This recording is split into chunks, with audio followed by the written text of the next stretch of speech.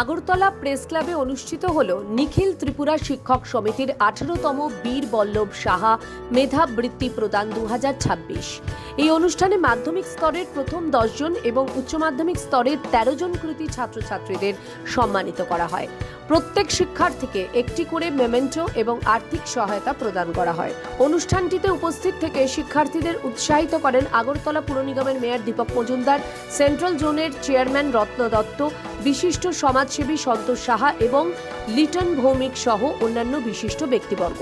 এদিন নিখিল ত্রিপুরা শিক্ষক সমিতির সভাপতি অনুপ ভট্টাচার্য বলেন, 1957 সাল থেকে স্বর্গীয় বীর বল্লভ সাহার হাত ধরে এই সংগঠন শিক্ষক ও শিক্ষার্থীদের স্বার্থে নিরলসভাবে কাজ করে যাচ্ছে।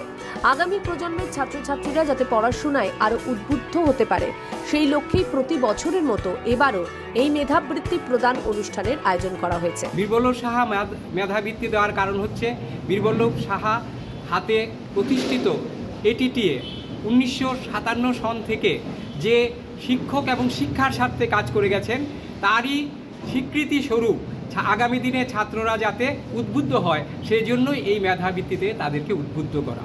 আমাদের যৎসামান্য উপহার প্রদানের মাধ্যমে এটাই আমরা করতে চাই যে সঠিক পথ দিশা দেখিয়ে যেভাবে স্বর্গীয় বীরবল্লভ সাহা এটিটিএকে গড়ে তুলেছিলেন, আজও সেই লক্ষ্যে এটিটিএ এগিয়ে চলেছে।